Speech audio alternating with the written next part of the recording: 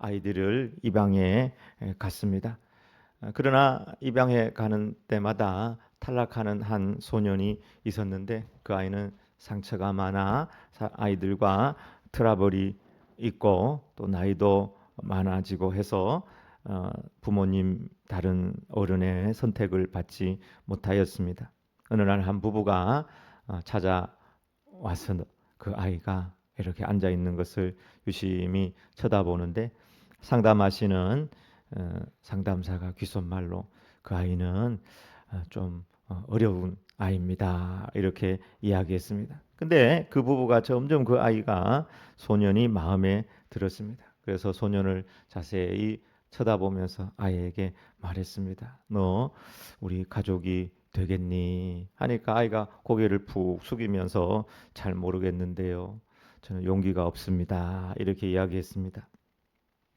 그때 한 아버지가 되려는 남자가 그 아이를 붙들고 아이의 눈을 바라보면서 완벽하지 않아도 괜찮아.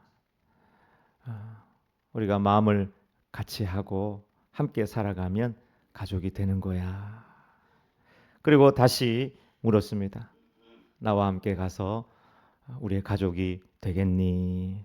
그제서야 소녀는 고개를 끄덕이면서 그 아이는 그 가정의 새로운 가족이 되었다는 이야기입니다. 흔히 교회를 우리는 하나님의 가족이라고 이야기합니다. 형제, 자매, 아버지, 어머니. 이건 맞습니까? 오늘 어떤 의미에서 교회가 하나님의 가족이 되는지를 예수님께서 오늘 본문을 통해서 우리에게 계시하고 있습니다. 첫 번째, 주님은 완벽하고 영원한 가족의 모델을 말씀하고 있습니다. 49절과 50절입니다. 다 함께 읽어보겠습니다. 손을 내밀어 제자들을 가리켜 이르시되 나의 어머니와 나의 동생들을 보라. 누구든지 하늘에 계신 내 아버지의 뜻대로 하는 자가 내 형제요 자매요 어머니이니라 하시더라. 오늘 본문에 보면 예수님께서 조금 예수님의 어머니와 형제들이 들으면 약간 서운할 말씀을 합니다.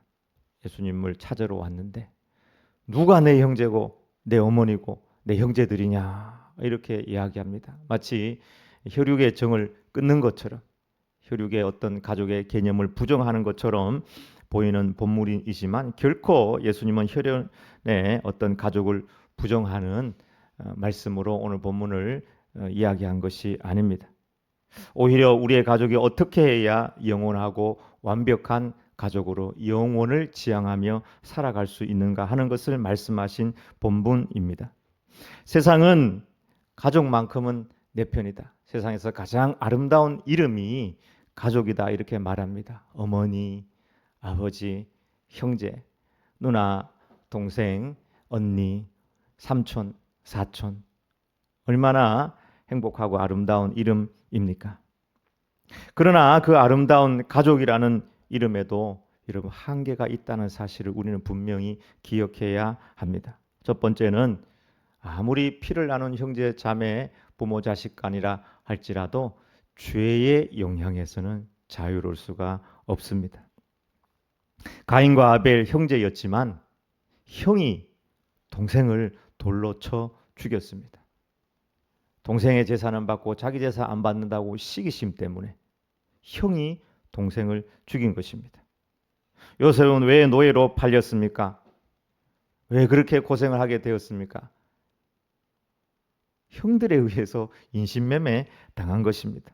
여러분 가족이라도 죄가 역사하면 사랑의 공동체가 아니라 가장 사악한 공동체가 또 될 수 있다는 사실을 우리는 역사를 통해서 경험을 통해서 알게 됩니다.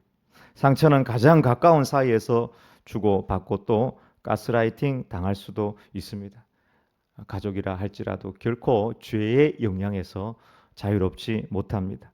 두 번째, 피해 가족이라 할지라도 영원하지는 못합니다. 이 땅의 가족도 20년, 30년, 50년 어느 날 지나면 영원히 있을 것 같아도 떠나고 헤어지고 죽음 앞에서 아무런 영향력을 행사할 수 없는 것이 사실입니다. 예수님도 마태복음 22장에서 주님은 하늘에서는 장가도 시집도 가지 않는다라고 이렇게 말씀하셨습니다. 세상의 가족 너무나 소중하지만 죽음 앞에서 영원하지 못합니다. 세 번째, 가족은 사랑할 수 있고 행복을 나눌 수는 있지만 구원하지는 못한다는 사실입니다. 이것이 한계입니다. 부모가 믿음이 있다고 해서 자녀가 그 구원을 대신할 수가 없습니다. 부모에 있어서 최고의 사랑, 자식 아니겠습니까? 눈에 넣어도 아프지 않을 자식. 사랑하는 자식이 지옥에 간다고 생각하면 그보다 더한 고통은 없을 것입니다. 지난 주간이 4월 16일 세월호 사건이 또 일어난 12주기가 되는 날이었는데, 여러분 그거는 트라우마예요. 우리 민족의 트라우마라고 할 수 있는데 뭐 생각 안 하는 사람도 있지만 저는 그때 있었기 때문에 팽목항을 그날 17일 날 갔기 때문에 그 진도 체육관에 있었던 사람들, 자기 자식들, 고등학교 2학년 애들 뒤집혀 가지고 배가 뒤집혀서 가라앉을 때 그 부모들의 그 슬픔과 분노와 그 어떻게 할 수 없음. 절대로 슬픔 당한 사람은 같은 곳에다 이렇게 같이 있게 하면 안 돼요. 이게 슬픔이라는 것이 굉장한 전염력이 있어요. 분노도 마찬가지. 혼자 삭힐 건 사실 삭혀야 되고 혼자 슬퍼할 건 슬퍼할 수 있어야 되는데 함께 넣어놓으니까 그게 폭발해 버리는 거예요. 폭발해 버려. 내 자식이 지금 차가운 바다에 수장되고 있는데 나는 아무것도 못한다. 그렇게 과학이 발달하고 그렇게 군대가 있고 그렇게 뭐 권력이 있고 그렇게 돈이 있고 아무 소용없이 그 아이가 죽어가는데 그거 내가 어떻게 할 수 없으니까 누구는 책임을 못 져서 스스로 자결을 하기도 하고 그 교감 선생님 따라갔었잖아요. 여러분 부모라도 자식이 죽어갈 때 어떻게 그걸 대신해 줄 수 없는 것이 피해 가족입니다. 또 자녀가 부모에게 그렇게 효도하고 행복한 시간을 가지고 선물을 준비하고 맛있는 곳 대접하고 효도할 수는 있습니다. 그러나 부모의 영혼을 대신할 수는 없습니다. 에스겔서를 보면은 아들은 아버지의 죄를 담당하지 않는다라고 그렇게 말하고 있습니다. 세상은 가족이 가장 우선이고 중요하다고 말씀합니다. 그러나 예수님은 그 가족이 중요하고 우선이기 때문에 그 가족의 한계를 인정하고 이제 하늘 가족으로 하나님의 뜻을 따라야 된다고 그렇게 말씀하고 있습니다. 오늘 본문에는 크게 두 종류의 가족이 있습니다. 밖에 서 있는 가족, 혈연의 가족입니다. 한 가족은 안에 앉아 있는 가족, 하나님의 말씀을 듣고 있는 가족입니다. 가장 중요한 기준은 스피릿입니다. 정신, 마인드. 정신, 마인드에는 크게 두 가지 종류가 있습니다. 소문자 스피릿, 그 다음 대문자 스피릿. 소문자 스피릿은 마음이고 정신이고 사상이고 우리가 마음을 다하고 뜻을 다하고 같이 한다는 것이죠. 마음이 하나가 안 되면 아무것도 못 하잖아요. 근데 대문자 S는 그 모든 것을 포함합니다. 대문자 S는 성령 하나님 스피릿입니다.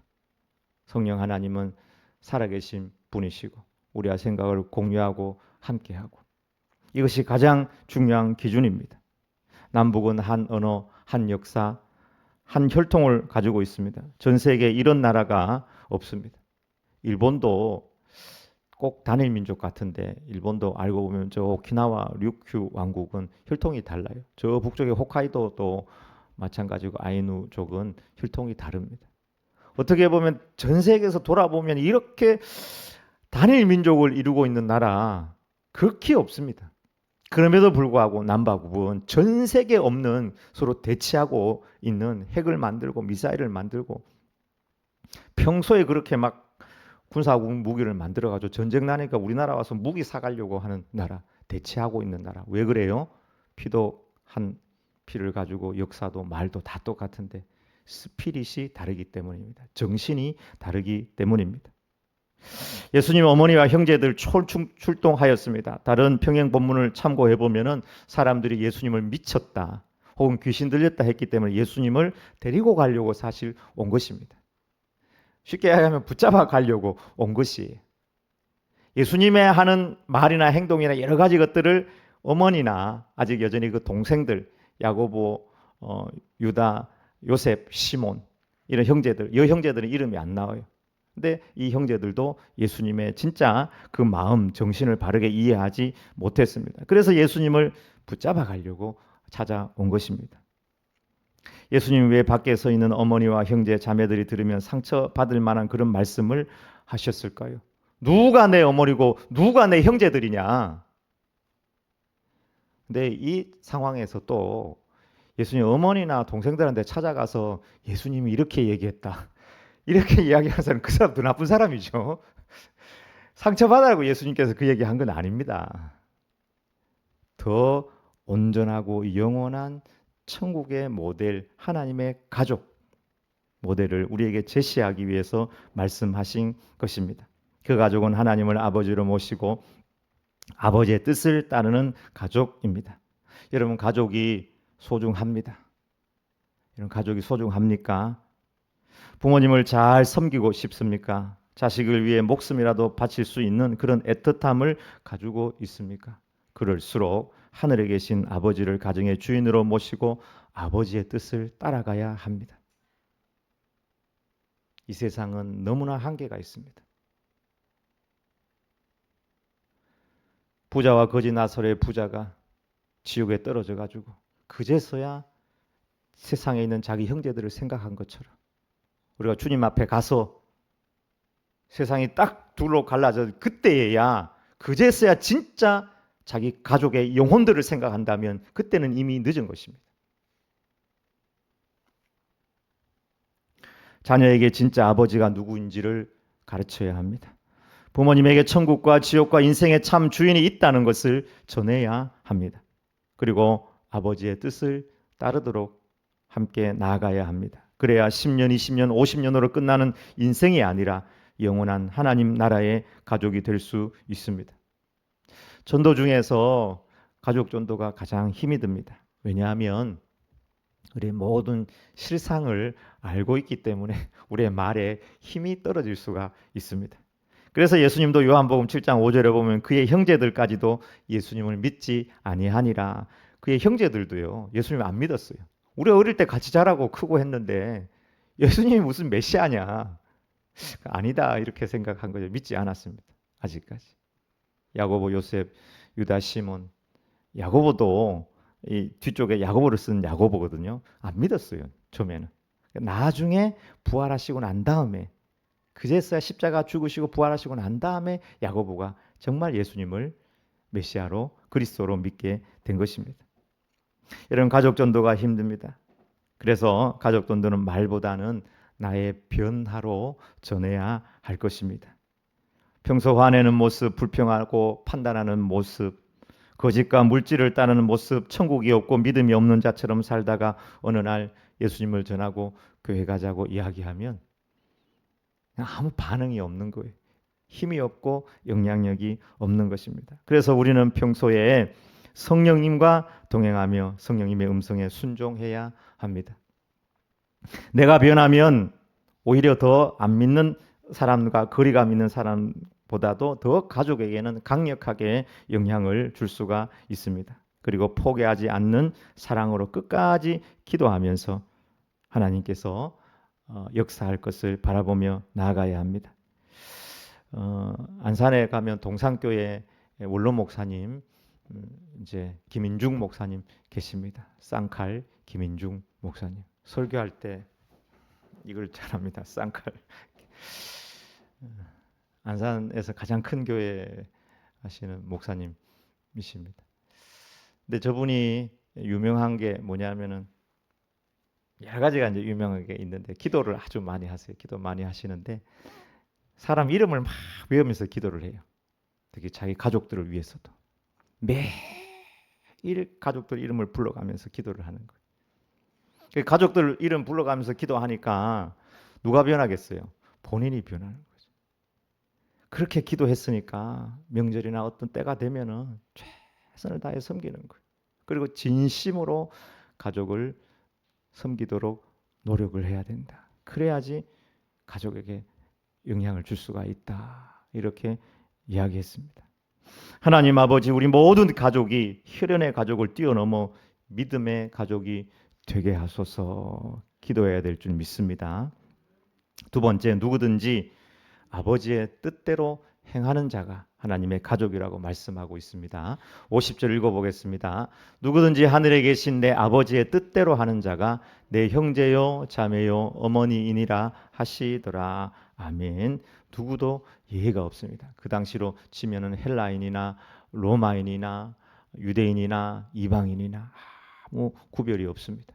하나님의 가족이 되려면 적어도 유대인은 돼야지. 아니, 로마인 정도까지는 되겠는데 저 암몬이나 모압이나 다른 나라들, 아람 이런 이방인들은 안 될 거다. 아닙니다. 누구라도 신부, 신분, 귀천, 남녀노소를 막론하고 아버지의 뜻, 스피릿, 대문자 S 스피릿을 같이 하는 사람은, 마음, 정신, 영을 공유하는 사람은 하나님의 가족입니다.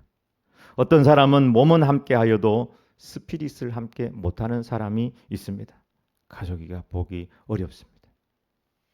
여야도 보면 스피릿이 다르면은 남남이 돼버립니다. 남남. 근데 우리의 스피릿은 작은 스피릿이 아니고 살아계신 하나님 성령님을 공유하는 스피릿입니다.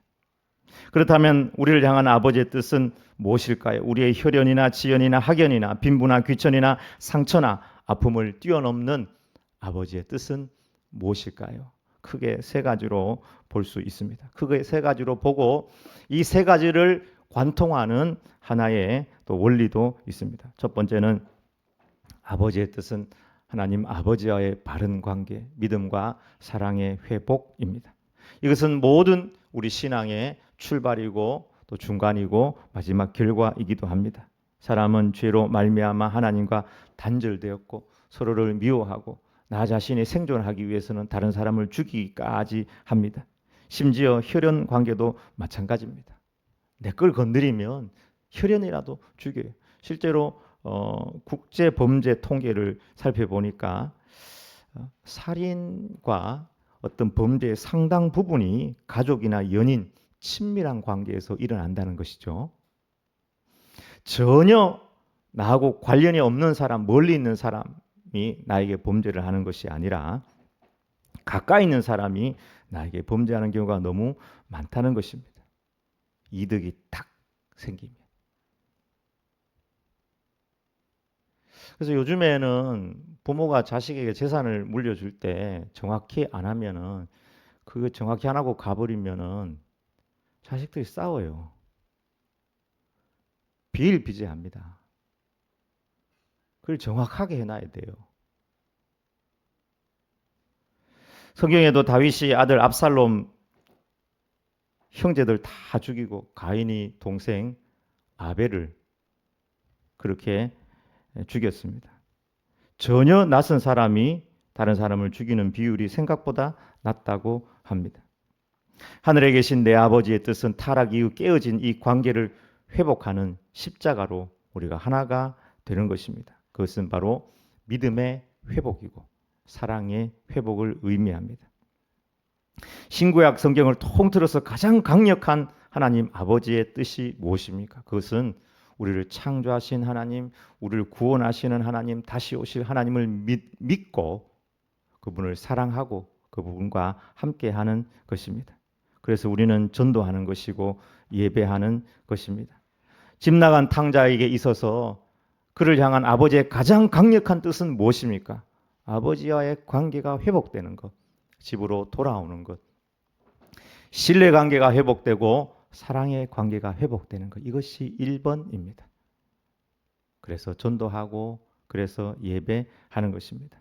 두 번째, 아버지의 뜻은 그렇게 하나님과 사랑하는 동시에 사람을 사랑하고 하나가 되는 것입니다. 이제 하나님과의 바른 관계는 필히 사람 사랑으로 나타나게 됩니다.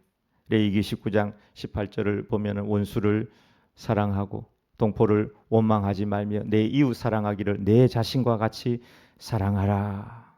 구약 말씀을 예수님께서 신약에 그대로 하셨습니다. 예수님 성경에 모든 것 다 압축하면 무엇이 되느냐? 하나님 사랑, 이웃 사랑, 이 이중 사랑의 계명을 말씀하셨고 우리에게 새 계명을 주셨는데 내가 너희를 사랑한 것 같이 너희도 서로 사랑하라고 말씀하셨습니다. 여러분 형제자매를 사랑해야 하는 것 이것이 우리를 향한 하나님 아버지의 뜻이라고 부인할 수 있는 사람은 아무도 없을 것입니다. 유대인 하나가 여리고로 내려가다가 강도를 만났습니다. 가진 것 다 빼앗기고 몸은 피를 흘리고 상처를 입어 죽어가고 있습니다. 제사장과 레위인이 각각 지나갔습니다. 그러나 피를 흘리고 있는 그를 도와주지 못하고 무슨 급한 일이 있었는지 무슨 예배가 있었는지 뭐가 있었는지 몰라도 다 가버렸습니다. 근데 피도 안 섞이고 오히려 피가 더럽다고 하는 사마리아인이 지나가다가 그 피 흘리고 강도 만난 자를 도와주고 치료해주고 요관에 모시고 마음으로 다 정성껏 치료해 주십시오. 돈 모자라면 내가 돌아오는 길에 다시 줄 테니까 이 사람 회복해 주십시오 하면서 도와주었습니다. 예수님 그때 질문하였습니다. 이 세 사람 중에 누가 강도 만난 자의 이웃이냐? 바리새인이 얘기했습니다. 자비를 베푼 자니이다. 예수님 마지막으로 말씀하셨습니다. 가서 너도 이와 같이 하라. 우리를 향한 하나님의 뜻은 누구를 사랑할까가 아닙니다. 원수예요. 유대인과 사마리아인은. 그러나 우리는 모든 장애물, 어떤 장애물이라도 뛰어넘어 모든 사람을 사랑하는 것, 이것이 우리를 향한 아버지의 뜻입니다. 일본이 얼마나 우리를 얄밉게 합니까? 수시로 때만 되면은 발표를 해요. 독도가 자기들 땅이라고. 진짜 알아보고 싶어요. 독도가 자기들 땅 맞는지. 아무런 근거가 없이 그렇게 이야기하지는 않을 텐데 언젠가 자기들이 한 번씩 이렇게 왔을 때가 있었겠죠. 그러나 아마 대부분이 제 생각에는 80% 이상이 우리가 가까우니까 우리 걸로 해서 살았을 거예요. 별로 관심 안 가지다가. 그런데 지금까지도 우리가 시료 지배를 하고 있는데도 수시로 우리의 감정을 건드립니다. 36년간 이 땅을 지배하고 괴롭혔던 건 전혀 생각하지 않고 북한 그렇게 먹을 거 없고 힘들어할 때 우리가 그렇게 많이 도와주어도 민간을 통해서 이런저런 모양으로 도와주어도 감사하다는 한마디 아니하고 핵무기 만들고 미사일 쏴대고 뭐 대한민국을 불바다로 만들겠다느니 그런 말만 합니다. 그래도 용서하고 원수까지라도 사랑하는 것 이것이 우리를 향한 아버지의 뜻입니다. 산상수훈 마태복음 5장, 6장, 7장 너무 귀한 말씀들이 다 나오는데 이 산상수훈을 압축하고 압축해서 이 산상수훈의 가장 중요한 정신을 뽑아내라고 하면 역시 원수 사랑입니다. 너희가 너희를 사랑하는 자를 사랑하면 무슨 상이 있으리요? 세리도 이같이 아니하느냐? 또 너희가 너희 형제에게만 무난하면 남보다 더하는 것이 무엇이냐? 이방인들도 이같이 아니하느냐? 그러므로 하늘에 계신 너희 아버지께서 온전하심과 같이 너희도 온전하라. 세리나 이방인들도 자기 가족 사랑하고 자기한테 잘해주는 사람한테 잘해주고 그렇게 한다는 거예요. 그러나 주님은 원수를 위해서 원수를 사랑하고 너희를 핍박하는 자를 위해서 기도하라 그렇게 말씀하셨습니다. 여러분 세상에 가장 강력한 무기가 무엇입니까? 핵폭탄이죠. 핵폭탄. 핵폭탄보다 가장 강력한 무기는 사랑입니다. 사랑의 원자폭탄, 사랑의 수소폭탄. 원수라도 사랑해버리니까. 그렇게 볼 때 지금 진행되고 있는 전쟁은 가장 사탄 마귀가 역사하는 것입니다. 거기에 막 뭐 만 곳을 뭐 때렸다느니 몇 천 곳을 때렸다느니 그러면 그렇게 폭격당한 사람들의 마음속에 뭐가 생기겠어요? 미워하고 언젠가는 갚아주겠다 하는 그런 마음 생기지 않겠습니까? 협력을 해가지고 평화는 맺어도 어떤 형식으로든지 테러를 하든지 어떻게 하든지 남에게 상처낸 것은 사라지지 않는 것입니다. 근데 이 모든 것을 회복하는 하나님 아버지의 힘은 형제가 서로 사랑하는 것이다. 하나님의 가족은 상처, 아픔, 어려움 모두를 품고 사랑하는 거예요. 여러분, 우리는 이제 헤어질래도 헤어질 수가 없어요. 하나님 가족이니까 천국 가니까 저 꼴 보기 싫은 거 이렇게 할 수가 없다니까.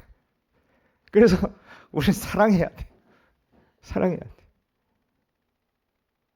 핵폭탄을 나한테 터뜨려도 그 핵폭탄보다 더 강력한 무기 사랑으로 품어야 돼.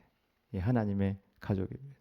세 번째, 하나님의 뜻은, 아버지의 뜻은 무엇인가? 그것은 하나님 나라를 위해 사는 것입니다. 성경은 결코 우리가 개인 구원이나 어떤 나 혼자 가족의 어떤 차원에서 끝나지 아니하고 공동체, 가족, 민족, 족속 이 개념으로 확장되고 하나님의 나라까지 모든 것이 확장되어 있는 것을 보게 됩니다. 그래서 신학교에 가면은 처음에 그런 이야기를 많이 합니다. 예수님은 하나님의 나라를 이야기했는데 너희들은 왜 자꾸 그렇게 쪼개가지고 내 교회만 자꾸 이야기하냐. 그래서 지금 그에 대한 굉장한 반향으로 하나님의 나라에 대한 킹덤 개념으로서의 교회를 굉장히 이야기합니다. 그래서 연합해야 된다는 것이죠.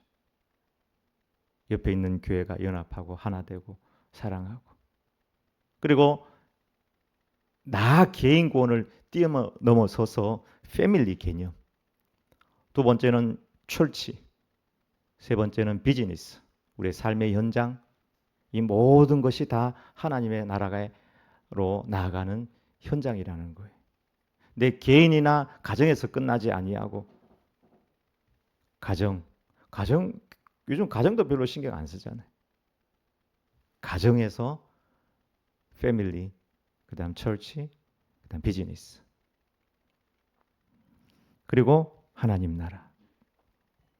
주님은 먼저 그의 나라와 그의 의를 구하라고 하였습니다. 우리 삶의 비전은 하나님 나라를 이루고 그 백성으로 말씀을 따라 사는 것입니다. 정직하고 성실하며 창의적이고 약자를 보호하고 불의를 거절하며 하늘을 우러러 한 점 부끄러움이 없는 삶을 우리의 가정과 교회와 비즈니스, 직장 모든 가운데서 이루어내며 살아가는 것입니다. 개교회주의, 이것은 너무나 많이 사실 비판을 받았습니다. 이제는 개교회를 뛰어넘어서서 킹덤으로 나가야 됩니다. 이 킹덤은 개교회주의뿐만 아니라 가정, 비즈니스까지 다 확장되는 것입니다. 지난번에 제가 포항의 기쁨의 교회 그 생선 컨퍼런스 생활 선교사 그 생선에 가면 이제 이 이야기를 합니다. 비즈니스, 패밀리, 킹덤에 대해서, 철치에 대해서, 하나님 나라에 대해서. 우리는 너무 교회나 가정까지도 확장이 못 되고 있어요. 가정 안에도. 비즈니스는 생각도 못 하고 있죠. 비즈니스. 우리 모든 믿음 안에서 한 가족이라는 사실을 기억하십시다. 가족은 끊을래야 끊을 수가 없습니다. 성경은 우리가 한 아버지를 모시고 한 주를 모시고 세례도 하나고 믿음도 하나고 한 성령을 받았다고 말씀하고 있습니다. 도저히 끊을래야 끊을 수 없는 하나님의 가족입니다. 이 하나님 하늘 아버지의 뜻을 관통하는 보이는 아이콘이 있습니다. 그것이 무엇일까요? 그것은 바로 십자가입니다. 주님은 십자가로 우리는 하나님과의 관계를 회복하였고 십자가로 우리를 사랑하게 하였고 십자가로 아버지의 뜻을 이루기를 원했습니다. 십자가 없는 가족은 행복만을 추구하고 성공만을 추구합니다. 그러나 십자가 있는 가족은 성령을 따르고 말씀을 따르고 예배하며 사명 감당하며 달려갑니다. 가족은 지구 반대편에 있어도 여전히 가족입니다. 우리는 다 하나님 나라의 가족입니다. 어떤 사람은 우리 교회를 떠난 사람도 있습니다. 그도 다 하나님 나라의 우리 가족입니다. 십자가만큼 깊은 사랑으로 사랑하고 순례기를 행하는 하나님 가족으로, 십자가 가족으로 저 천국까지 나아가는 우리 대저중앙의 가족들이 다 되길 주의 이름으로 축원합니다.